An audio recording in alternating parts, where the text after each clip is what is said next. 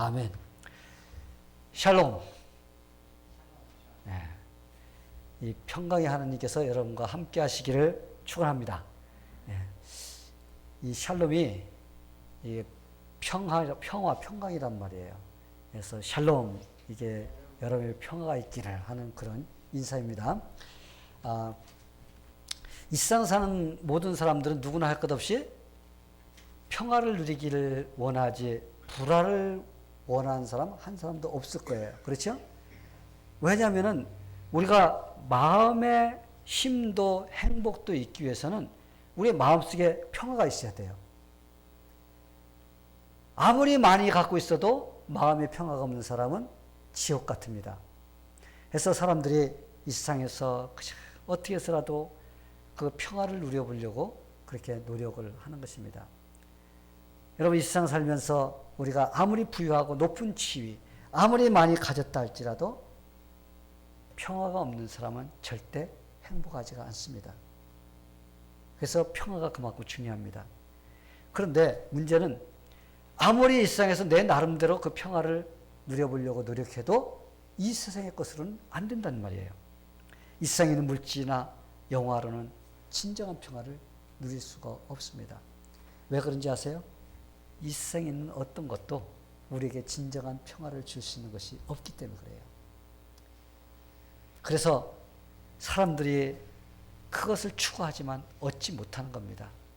우리가 왜 그런가를 알게 되면 우리가 진정한 평화를 얻기 위해서는 어떻게 해야 되는가를 알 수가 있습니다.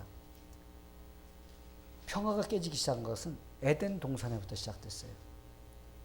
태초에 하나님께서 아담과 하와를 만들어 주시고 하나님께서 그들에게 진정한 평화를 주셨는데 그들이 그 진정한 평화를 원치 않고 그들이 하나님께 불순종함으로써 평화가 깨지기 시작했습니다. 그래서 아담과 하와가 범죄한 이래로 이 세상에는 평화가 사라진 겁니다. 우리가 이걸 분명히 알아야 돼요. 평화가 사라졌다는 것은 하나님과 인간 사이가 원수가 된 겁니다. 그래서 아무리 하나님과의 평화를 회복하려고 해도 사람으로서는 그 평화를 회복할 수가 없습니다. 왜? 사람에게는 그 평화를 회복시킬 수 있는 능력이 없기 때문에 그렇습니다. 그래서 평화를 잃어버린 자는 평화가 무엇인지를 모르고 살아가게 되어 있어요. 그래서 그들이 제일 먼저 하나님께 죄를 범하자 뭐부터 사라졌어요? 평화부터 사라졌습니다. 그들이 그렇게 하나님과 가까이 지냈는데도 그들이 평화가 딱 깨지니까 하나님이 나타나자마자 그들은 숨어버렸습니다. 왜? 두려워서. 하나님과의 관계가 깨졌기 때문에 그들은 숨었던 것입니다. 이렇게 하나님과 인간 사이에 평화가 깨졌습니다. 근데 우리가 하나님과 인간 관계 속에서 평화가 깨지면 그것만 깨지는 것이 아니라 인간과 인간의 관계도 깨진다는 거예요. 하나님과의 관계가 맺어지지 않으면 사람들의 관계도 평화가 깨지게 되어 있습니다. 이건 법칙입니다. 하나님과의 평화가 해결되면 사람들의 관계 속에서도 평화가 이루어지게 되어 있습니다. 죄는 사람과 사람 사이를 원수로 만들고 평화를 깨트리는 일들을 계속 하고 있습니다. 서로 싸움을 하고 서로 취하려고 하고 그래서 지금도 쉬지 않고 전쟁이 계속 일어나는 것이 바로 그 이유 때문에 그런 것입니다. 그래서 이 죄는 인간의 마음속에 뭘 깨트려요? 평화를 깨트렸어요. 그리고 쉬지 않고 계속 평화를 깨트리는 일을 하고 있습니다. 우리가 보면은 이 평화가 계속적으로 깨져서 지금까지 우리 속에도 지금 평화가 깨져 있는 상태로 계속 내려오고 있습니다. 평화를 제대로 회복시킨 그런 사람이 없어요. 그래서 진정한 평화는 사람이 만들 수 있는 것이 아니라 하나님께서 허락해 주셔야만이 그 평화를 회복시킬 수 있다는 것입니다. 이 평화라는 말에는 팍스라는 말이 있어요. 근데 이 말은 2000년 전에 로마 사람들이 평화를 부르짖던 그런 평화였습니다. 그 평화는 어떤 평화냐? 사람이 무력을 사용해서 만들어내는 평화. 그래서 그들은 그 평화를 부르짖으면서 수없는 나라들을 쳐들어가서 그들을 죽이고 피를 흘리면서 평화를 주장했습니다. 근데 로마가 평화를 이루었나요? 평화를 이룰 수가 없었습니다. 계속 끊임없이 피를 흘리는 그런 일을 하면서 평화를 주장했지만 그들은 결국 실패로 끝났습니다. 그래서 우리가 로마 하면은 지금은 찌그러들어서 조그만 나라, 그죠? 그 이태리에는 조그만 나라가 되지 않아요? 그러니까 아무리 평화를 사람이 추구하고 이루려고 해도 결국은 사람이 진정한 평화를 이룰 수가 없다는 것입니다. 근데 이 평화 말고 또 평화가 있는데 그 평화는 무슨 평화냐면 샬롬이라는 평화예요. 이 샬롬은 세상에서 주는 것이 아닙니다. 이 평화는 바로 하나님이 주신 평화예요. 이 평화는 하나님과 사람 사이에 진정한 평화를 누릴 수 있는 그런 평화인 것입니다. 오직 하나님이 주신 평화를 얻을 때 그 평화를 누릴 수가 있게 됩니다. 그러기에 하나님이 주신 평화를 누리는 사람은 가난한 사람이든지 부자든지 배웠던 사람이든지 못 배운 사람이라든지 지위를 가진 사람이든지 가지지 못한 사람이든지 모든 사람이 다 그 평화를 누릴 수가 있는 사람이 될 수가 있습니다. 누구든지 예수를 통해서 그 평화를 소유한 사람들은 그 평화를 누리며 살 수가 있게 됩니다. 그 평화를 우리에게 주시기 위해서 평강의 왕이신 예수님께서 이 땅에 육신을 입고 오셨던 것입니다. 성도 여러분, 우리 예수님의 이름 자체가 뭐예요? 평강이에요. 우리 예수님 자체가 평강입니다. 그래서 하나님께서 우리에게 참된 평화를 주시기 위해서 그 평화이신 그 예수를 아기로서 이 땅에 태어나게 하시고 그래서 우리를 위해서 십자가에 돌아가시게 하는 그 일을 했던 것입니다. 그래서 예수님께서 오셔서 뭐라고 했어요? 평안을 너에게 끼치느니 곧 나의 평안은 너에게 주노라. 내가 너에게 주는 것은 세상에 주는 것과 같지 아니하리라. 예수님께서 우리에게 주신 평안은 이 세상에 주는 것과 다릅니다.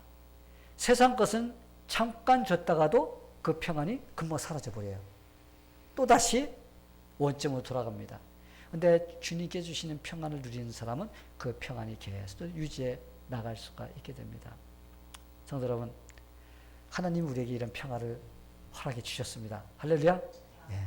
우리가 믿음으로 의롭다 하심을 얻었은즉 우리 주 예수 그리스도로 말미암아 하나님으로 더불어 화평을 누리자. 우리가 하나님과 원수되었던 우리였지만 예수님을 통해서 이제는 화평을 누릴 수 있도록 허락해 주신 것입니다. 예수를 나의 구원자로 영접한 사람은 하나님과 화해가 된 사람이에요. 예수를 믿지 않는 사람은 아직까지도 하나님과 원수가 되어 있는 사람입니다. 원수가 되어 있다는 것은 하나님의 진노를 받을 대상이라는 겁니다. 그런데 우리가 예수를 나의 구원자로 영접한 사람은 하나님께서 이제 화해가 되어서 하나님과 우리 사이는 평화를 누리며 살아갈 수 있는 그런 관계가 되어 있습니다. 예수님께서 하나님과 인간 사이에 원수가 되어 있는데 중간에 오셔서 하나님도 만족시키고 우리도 만족시켜서 우리가 하나가 될 수 있도록 이렇게 해주신 분입니다. 그래서 우리가 예수 믿게 되면은 우리는 하나님 아버지를 갖다 아버지. 그러니까 아바라는 말이 무슨 말이냐면 우리가 어린아이들이 아빠한테 친해가지고 아빠 하고 부르는 거랑 마찬가지예요. 아버지 하면은 지금 이렇게 어른이 되어서 이게 좀 노숙하게 아버지 이렇게 부르지만은 어린아이가 3살 먹은 아이가 아버지 그러면 어때요? 그거 좀 이상하잖아요. 그죠? 아빠 하면 얼마나 가깝습니까? 바로 그게 아바예요. 아버지. 그래서 우리가 예수를 믿게 되면은 더 이상 하나님과 우리 사이에 담이 없어요. 담이 헐어졌습니다. 그 원수되었던 담이 허물어지고 이제 우리는 하나님 앞에 가서 아버지, 아빠 하고 부를 수 있는 그런 관계로 회복됐다는 것입니다. 이제는 우리는 더 이상 하나님과 원수가 아니야. 왜? 예수님께서 우리에게 하나님과 우리 사이에 담을 헐고 화해를 시켜줬기 때문에 하나님과 우리는 이제 평화가 이루어진 것입니다. 할렐루야. 예, 우리 예수님께서 그렇게 하시기 위해서 이 땅에 오신 것입니다. 인도네시아 가면 자바섬이라는 곳이 있어요. 근데 그 자바섬에 처음 복음을 전한 분이 미국의 리차드선이라는 선교사입니다. 근데 그분이 그 자바섬에 들어갔을 때는 그 당시에는 식인종들이 살고 있어서 사람을 잡아먹어요. 그래서 그들은 부족간끼리, 지금도 아프리카 하면요, 부족간에 엄청나게 싸움을 지금 하고 있습니다. 근데 아마 거기에서도 그랬던 것 같아요. 계속적으로 자기들끼리 싸우고 죽이고 잡아먹고 이런 일을 계속했습니다. 근데 그분이 거기 가서 2년째쯤 됐습니다. 2년째쯤 됐는데 그들이 얼마나 싸움을 해야 되는지, 하루는 진짜 싸움을 갖다가 엄청나게 해야 돼서 양쪽 간에 도대체 이거 화해를 할 수 있는 그런 것들이 없어. 근데 그들이 어떤 전통이 있냐면, 싸움을 하다가 서로가 화해할 때는 아기를 갖다가 이제 그 평화의 아기를 이게 준다고 합니다. 내놓는다고 합니다. 그러면 그 평화의 아기 때문에 서로가 화해를 합니다. 그래서 이 선교사님이 그걸 알았어. 한 번은 그들이 막 싸우는데 도저히 화해가 될 것 같지 않은 그런 상황 속에서 어떤 백인 부부가 아기를 하나 안고서 나타난 거예요. 전쟁터에 싸움을 하고 있는데. 근데 그분이 누구냐? 바로 리처드슨, 그 선교사님의 부부의 아기입니다. 1살 된 아기를 안고 나타난 거예요. 그러면서 그들에게 그랬어요. 제가 이 아이를 평화의 제물로 내놓겠습니다. 그러면서 그들에게 그랬어요. 이제 좀 제발 사람을 잡아먹고 서로 쌈박질하는 이런 일을 좀 이제 하지 마세요. 하면서 그들에게 복음을 제시했습니다. 근데 그들이 거기에서 이분이 전하는 그 메시지를 통해서 눈물을 글썽이면서 화해를 했다는 것입니다. 그리고 그들이 그때부터 깨닫고는 사람을 잡아먹는 습관을 이제 버렸어요. 그들이 굳게 닫혔던 그 마음의 문이 열렸습니다. 그때부터 그들이 예수님을 영접하고 사람을 잡아먹는 그런 일을 중단하고 그 섬이 평화의 섬으로 건설됐다는 이런 이야기가 있습니다. 실질상으로 이루어졌던 일입니다. 성도 여러분, 우리 예수님이 이 땅에 오신 그것이 바로 평화의 왕으로 오셨어요. 평화의 아기로 오신 거예요. 그래서 하나님과 인간 사이에 원수되었던 그 원수를 이제는 어떻게 화해시키고 서로가 평화스럽게 지낼 수 있도록 오신 분이 바로 우리 예수님이신 것입니다. 그분이 이 땅에 오셔서 죽으시고 부활하셔서 지금도 살아계십니다. 그래서 평화가 깨지려면 예수님이 없어져야 평화가 깨져. 그런데 예수님께서는 영원히 죽지 않는 분이십니다. 할렐루야. 우리 예수님은 하나님이십니다. 죽을 수가 없어. 그렇기 때문에 평화가 계속적으로 유지될 수가 있는 것입니다. 그래서 우리가 하나님과 평화가 회복된 사람은 이제 사람들 간에도 평화가 회복될 수가 있어요. 다른 사람들 간에 쌓였던 담도 우리가 예수 그리스도를 생각하면서 우리가 다가갈 때 다른 사람들과 사이에도 우리가 평화를 누릴 수가 있게 되는 것입니다. 성도 여러분, 예수님이 주신 이 평화를 여러분 누리고 계신가요? 아멘? 우리가 이 평화를 얻었지만 세상에 살고 있는 동안에는 이 평화를 누리려고 하는데 방해를 참 많이 받게 됩니다. 그래서 주님이 주시는 그 평화를 제대로 누리지 못하면서 살 때가 참 많이 있습니다. 그러나 우리는 이 생에 살 동안 주님이 주신 이 평화를 누리며 살도록 노력해야 됩니다. 이 평화, 주님께 주신 평화를 내가 누리며 살아야 된다. 그럼 어떻게 우리가 주님께 주신 그 평화를 누리며 살 수 있을까? 그것은 제가 여러분에게 딱 한 가지만 가르쳐 드리겠습니다. 이 평화를 누리려면 환경을 뛰어넘는 하나님을 신뢰하는 믿음이 있어야 돼요. 환경을 뛰어넘는 하나님을 신뢰하는 믿음이 있어야 됩니다. 그 믿음이 있을 때 우리는 그 평화를 누릴 수가 있게 됩니다. 예수님이 제자들에게 이런 말씀을 주셨습니다. 너희는 마음에 근심하지 말라. 하나님을 믿으니 또 나를 믿으라. 예수님께서 말씀하시기를 나를 믿으라. 나를 믿음으로써 근심하지 말라고 이렇게 말씀하셨다는 것은 우리가 예수님을 신뢰하는 믿음이 있으면 우리는 근심하지 않게 된다는 것입니다. 우리가 근심을 하게 되면 마음의 평화가 깨지게 돼 있어요. 마음에 기쁨이 있다가도 근심 한 가지가 딱 들어오면 어떻게 됩니까? 우리의 마음이 금방 깨져버려서 평화가 사라져 버립니다. 그런데 우리가 예수님을 신뢰하고 갈 때 우리는 그 평화를 누리며 살 수가 있다고 예수님께서 말씀하십니다. 이 다니엘의 세 친구를 보면은 그들은 하나님만 철저하게 신뢰하는 그런 믿음이 있었던 것을 볼 수가 있습니다. 그런 믿음을 가질 때 그들은 환경을 뛰어넘을 수 있는 그런 모습이 나올 수가 있었던 것을 우리가 성경을 통해서 볼 수가 있어요.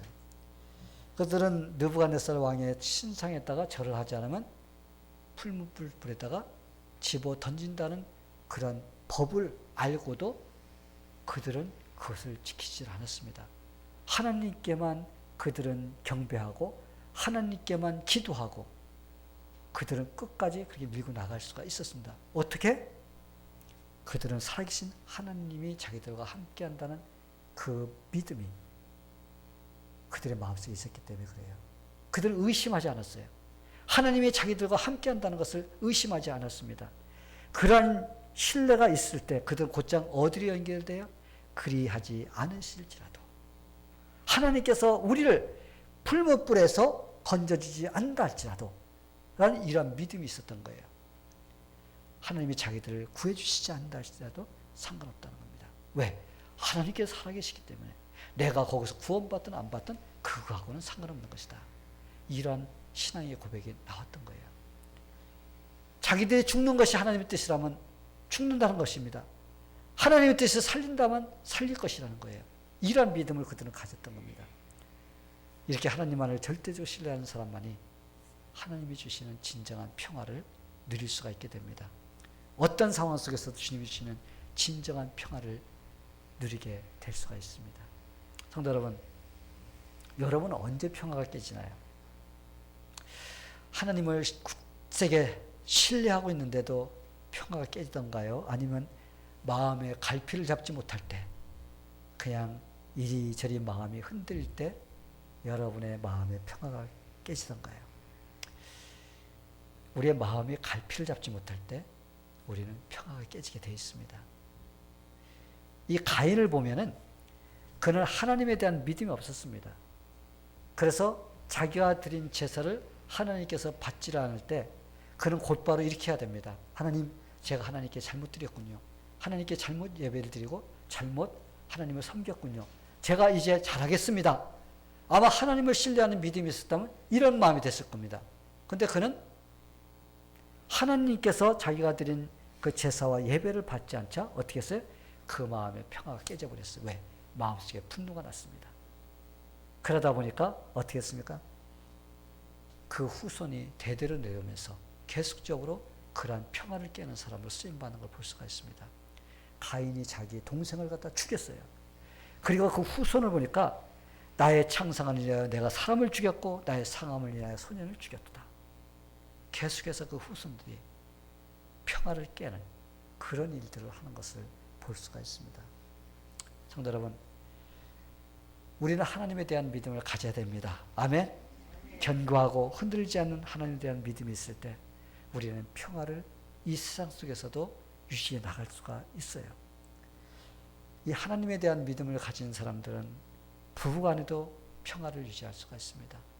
자식 간에도 평화를 유지할 수가 있어요. 다른 사람들 간에도 우리는 평화를 유지할 수가 있습니다. 그런데 왜 평화가 깨지나요?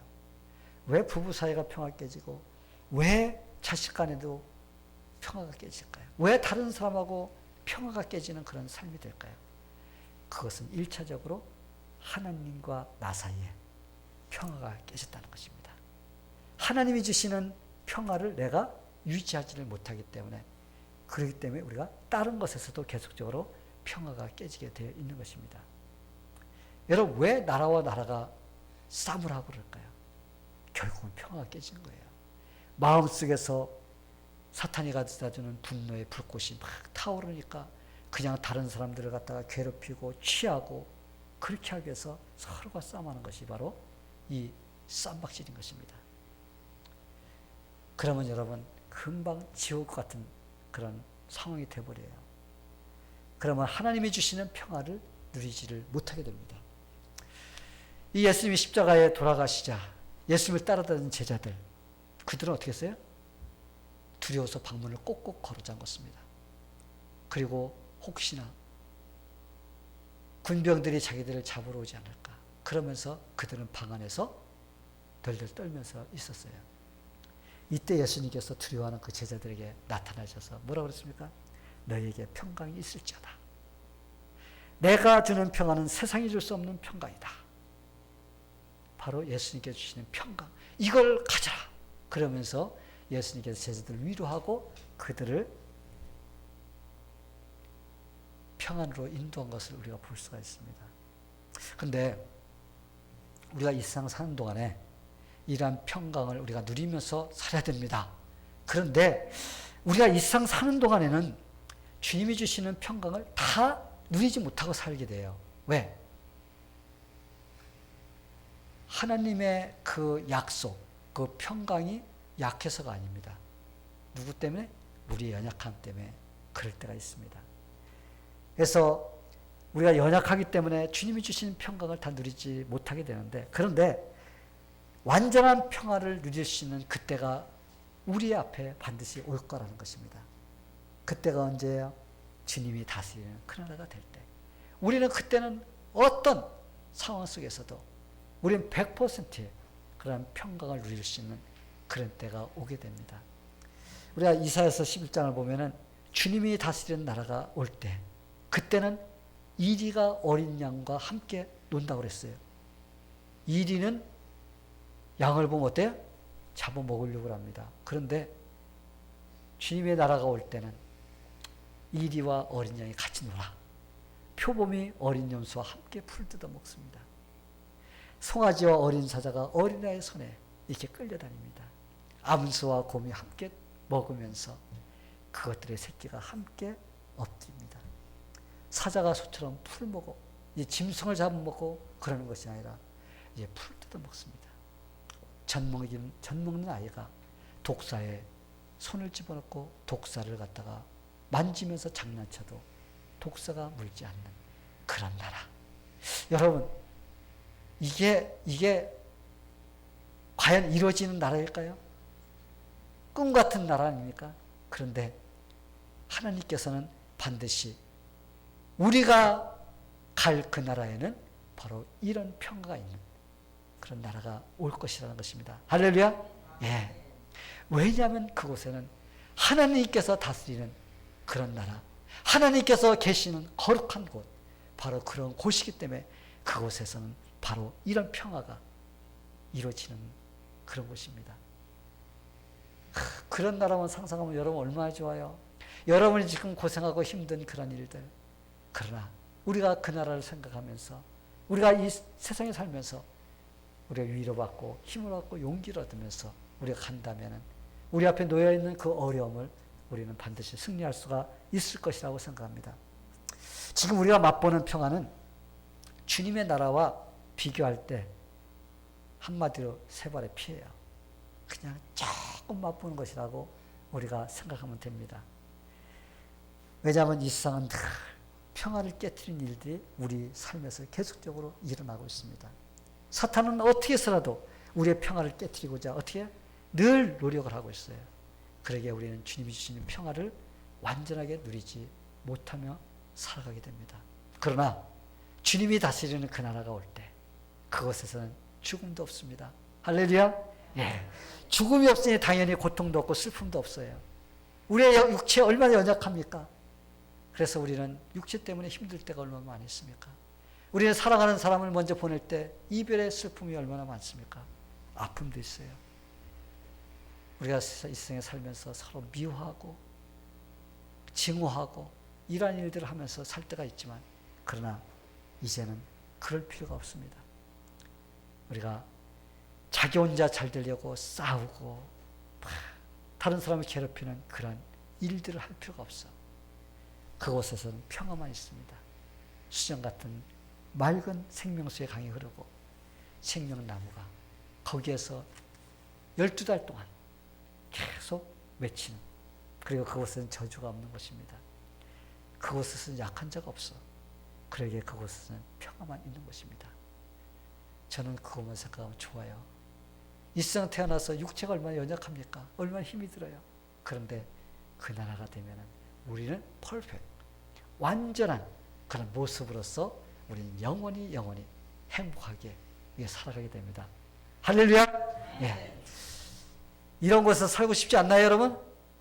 예, 살고 싶죠? 예, 예수님께서 이 세상에 육신을 입고 오신 그 목적이 바로 우리에게 이 땅에 살면서도 주님이 주시는 평강을 누리며 살다가 우리가 그런 나라에 가서 우리가 살도록 하기 위해서 이 땅에 오신 것입니다.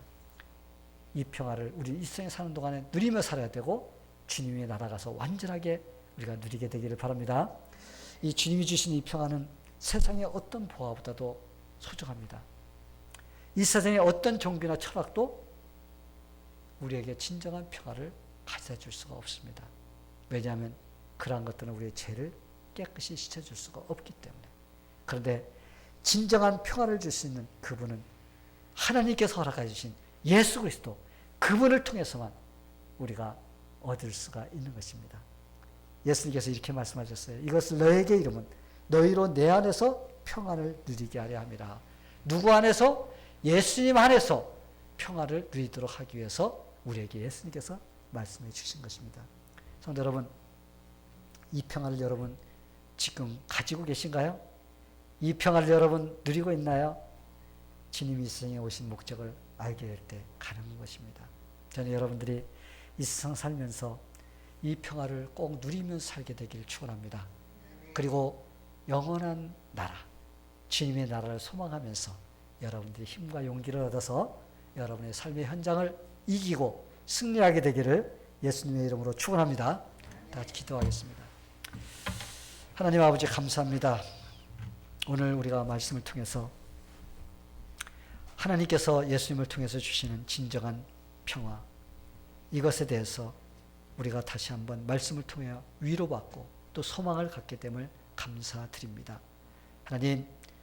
하나님께서 이 평화가 우리의 마음속에 있게 해주시고 이 소망이 우리 마음에 있어서 세상에서 오는 여러 가지 어려움도 능히 이길 수 있도록 하나님께서 우리에게 함께하여 주시옵소서. 예수님의 이름으로 기도하옵나이다. 아멘.